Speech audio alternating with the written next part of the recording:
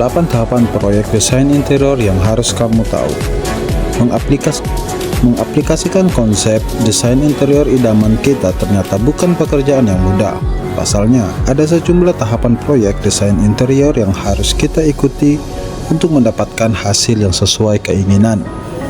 Menciptakan desain interior ternyata tidak cukup bermodal gambar desain estetik atau di Pinterest. Maka dari itu, untuk mendesain interior ruangan yang memukau diperlukan tenaga profesional yang sudah ahli di bidangnya. 8 tahapan proyek desain interior. Pertama, 1. Feasibility Study. Feasibility Study atau studi kelayakan adalah proses mengevaluasi sebuah proyek. Feasibility Study atau studi kelayakan adalah proses mengevaluasi sebuah proyek. Kedua, briefing. Setelah melakukan analisis terhadap objek proyek, langkah selanjutnya adalah briefing. Di tahap ini, calon klien akan mengungkapkan masalah dan keinginannya. Setelah itu, desainer interior dan calon klien akan sama-sama brainstorming mengenai gambaran umum interior villanya. Ketiga, perancangan desain. Setelah mengetahui kemauan klien, langkah selanjutnya adalah merancang desain. Perancangan desain pun dibagi dalam 2 tahap, yaitu membuat sketsa dan menggambar detailnya. Elemen yang harus terdapat dalam sketsa diantaranya adalah outline plan, preliminary design, pengembangan desain. Sementara pada tahap pengembaraan detail, seorang desainer harus mencantumkan informasi detail dari sebuah gambar. Keempat, memperhitungkan biaya. Selain menggambar desain ruangan, desainer interior juga harus secara detail memperhitungkan alokasi biaya total untuk mengaplikasikan desainnya.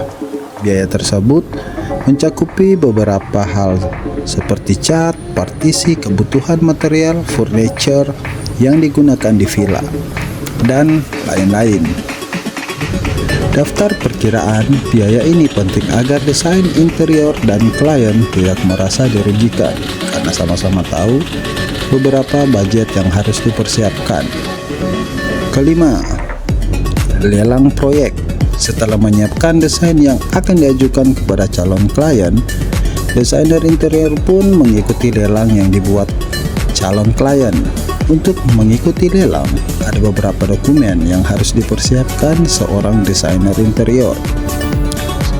Surat penawaran kerja, penjelasan kondisi umum, gambar desain, perkiraan biaya mengaplikasikan desain, dan kontrak kerja.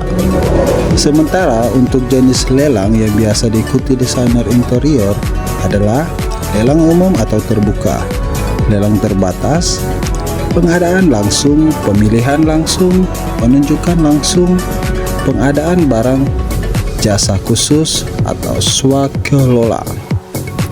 Keenam, tahap pelaksanaan. Setelah memenangkan tender, desainer biasanya akan dapat surat perintah kerja dari klien.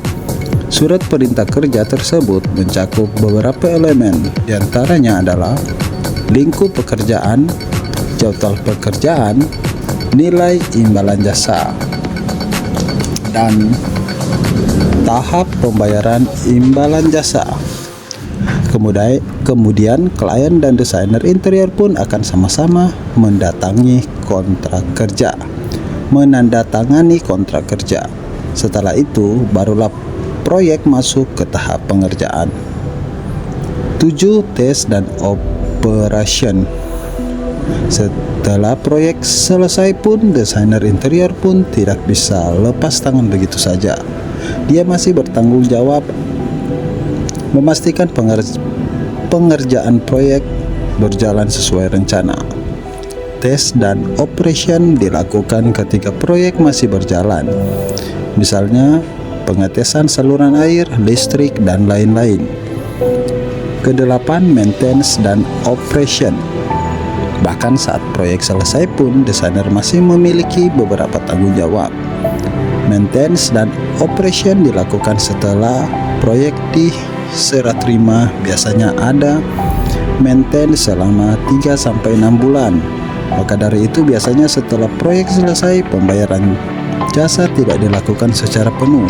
Masih ada sisa sekitar 10% dari total biaya jasa interior yang akan dibayarkan setelah masa maintenance dan operation selesai. Itulah 8 tahap proyek desainer interior yang harus kamu ketahui. Semoga video ini dan artikel ini bermanfaat untuk kalian.